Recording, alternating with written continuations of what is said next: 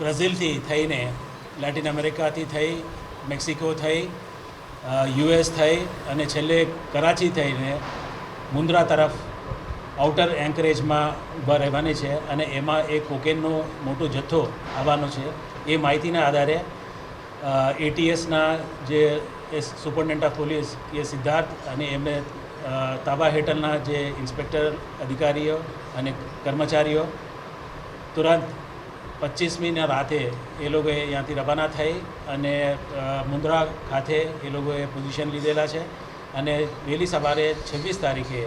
એ Europe કરીને નામનો બોટનું intercept ત્યાં આઉટર એન્કરેજ ઉપર ઊભા હતા. એમને આઈડેન્ટિફાઈ કરી અને એમાં